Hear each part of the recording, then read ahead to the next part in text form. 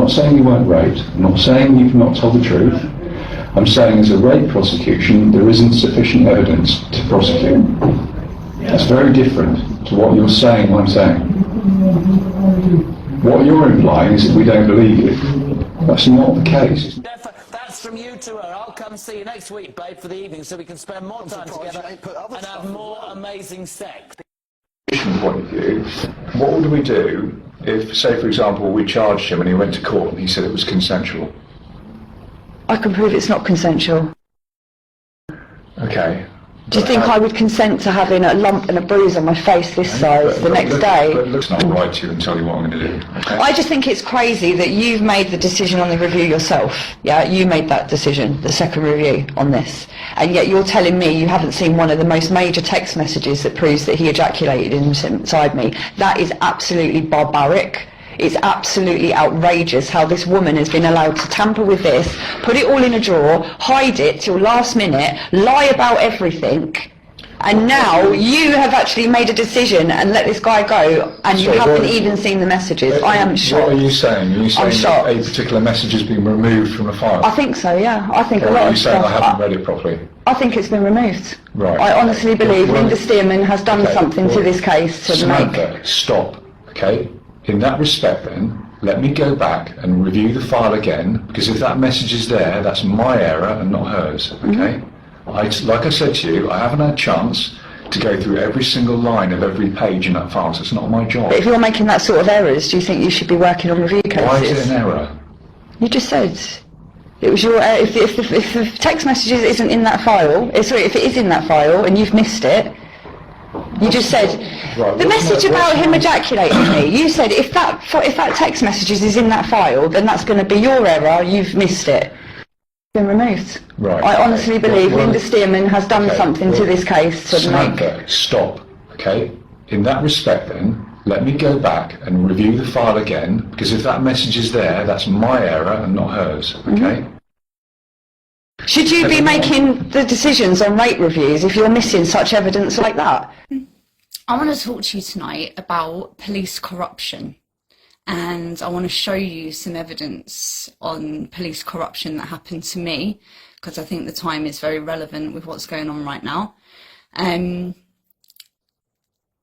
So back in 2018, I was working on a film and I was sexually assaulted on my birthday. One of the guys was an actor in the film, and I trusted him. I'd known him for about a year. So I went to the police thinking that I had enough evidence because he'd sent me messages the morning after. And the police basically agreed there was enough evidence to prosecute. So because he was continually giving me shit and not leaving me alone, I decided to take it all the way with him. Little did I know that was going to be the biggest mistake of my life. So trusting the police, they basically lied to me. Linda Stearman, the CID officer at the time, she said to me that there was enough for a police prosecution and that it would go to CPS for a decision. So she told me it would be a lengthy time waiting. I waited 9 months. Then we started getting a little bit sort of irritable, and I had a friend write email into the CPS. They basically said that the police had never forwarded my case. So you can imagine I was raging is the words. I was so angry. I just couldn't believe it at the time. Now we see all this stuff going on with Tommy Robinson and the amount of children that are being let down by the police and the amount of cover-ups there are. This is why I feel it's time for me to tell my story yet again. So trusting the police, when I went in for the first initial interview to tell them on record what had happened, I didn't feel like they were listening. The first copper was kind of looking at his watch and tapping his foot.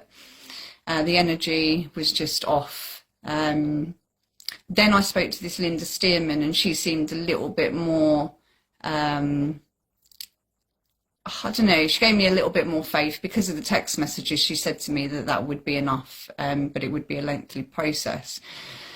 She also told me that I wasn't to speak to anybody about the case. I wasn't allowed to speak about it online. I wasn't allowed to do anything. So during that time of me being silenced, he went on the Jeremy Kyle show. His ex-girlfriend at the time she was still with him, but she took him on the Jeremy Kyle show because she wasn't too sure to believe him or not. And he failed 3 lie detectors. So I was actually outraged that he was allowed to go onto ITV. They asked me to go on, but I said, absolutely no way. I told Jeremy Kyle exactly what he'd done, and I left a statement for the show, but there was no way I was going near that man ever again. The police, by this point, I actually thought were going to do something about it. I was quite shocked that they didn't stop him from going on the show, but he was allowed to. I'd say later on that actually did help out because of the lie detectors and the way he portrayed himself on the show. He just showed himself for what he really is.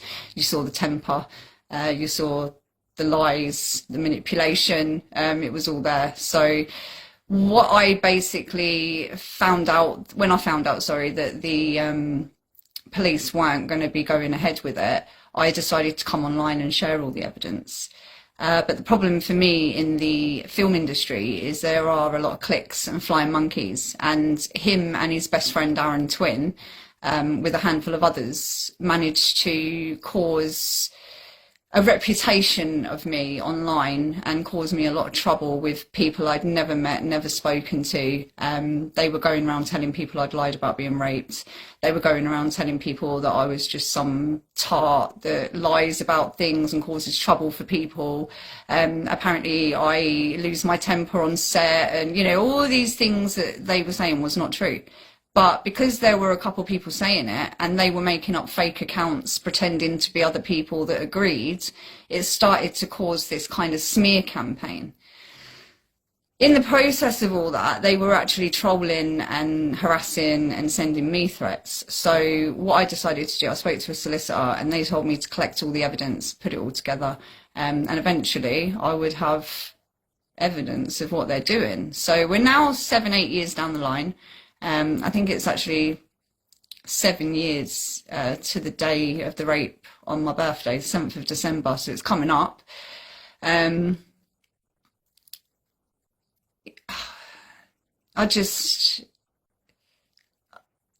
don't even want to think about it anymore. I try my best to put it to the back of my mind, but every now and again there's someone there to remind me. I.e. this week it's been Chris Smith stealing my film and teaming up with Aaron again, trying to cause trouble. So yeah, a lot of the flying monkeys and trolls have actually dissipated now. The last ones I had was Mason and Charlene Aldridge last year. They were fueling the fire until there was a conversation between Charlene Aldridge and a woman called Stacey Busher who threatened to kill me for Clark Tribe.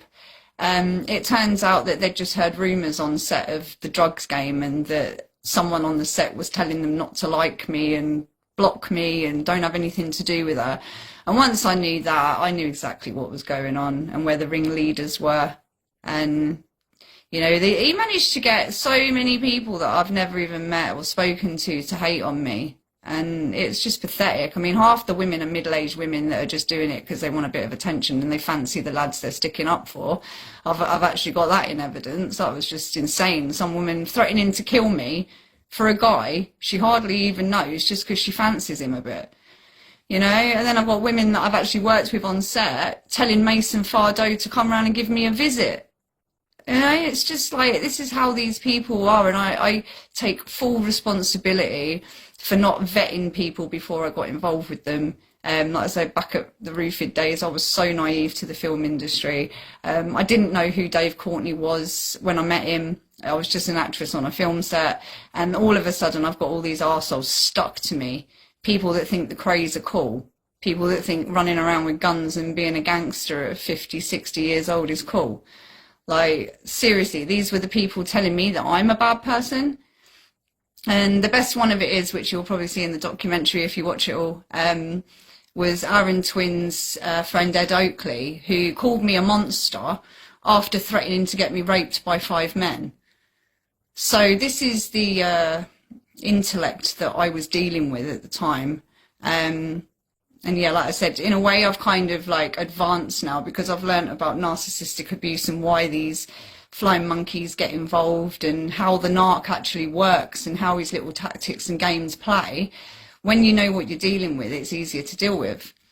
So they wanted to bring it all online and ruin my film reputation and make sure no one ever works with me again. And like I say, you'll see all this in the video you're going to see next. I decided to document every single thing that happened, whether it was catfish, trolls, just people getting involved, the people themselves, what they were sending. I documented it all in a timeline. And if you want to catch up with everything and who the culprits are, then keep watching. I don't want to keep going over everything. It takes too much time to explain 8 years of crap. So I've literally fixated the documentary that I did last year onto this video, and it's got everything in it. So there's no need for me to keep explaining what happened to my rapist, or, you know, why, what happened next with this person, or where did that go, or why did I fall out with this person. They know what happened, I know what happened, and now the internet can know the real truth with evidence of what happened, and they can make their own decision. You know, because you've got this person saying this and this person saying this, so that person's never actually met me. They're just taking on what this person said when they met me once 8 years ago. And then you've got this person over there making up something. And then those 5 dickheads get together and then they start making up more bullshit. And this is the joys of the internet, ladies and gentlemen. So, yeah, let's bring it on the internet. This is my side to the story. You know the score of her. She's a lying slag. I'll make you fucking take it. That's what I'll do. Get this on the podcast. She said Stacey raped her in the December. You said no. Why did you say no? This test says you're a liar, pal. Because Sammy Lee was loving the attention. She had another movie coming out, and she loves the attention just before a movie. She's a complete cunt. Dude, I can roll more fucking boys who don't want to fuck you to fucking smash the shit out of you and your thing. Want to know who Sammy Lee is, right?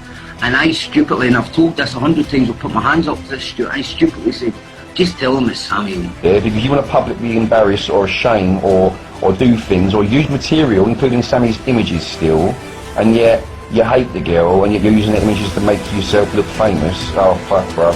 Just stop making allegations against Sammy. Listen, you're a dog, but dirty fucking hoe. There's people out there with a fucking YouTube channel. Bitch, get it right. Listen, come for me. I'll tell you where to come. You tell me, just, you know, I can imagine it's quite sensitive for you to talk about. Yeah, if you can, just tell me the names of the men that done this to you. I know it's quite hard to speak about, but I am very interested in what happened, babe. You know, some of their tactics is to muddy someone so no one believes you. I mean, earlier I've seen a post where they were talking to Aaron Twin. You don't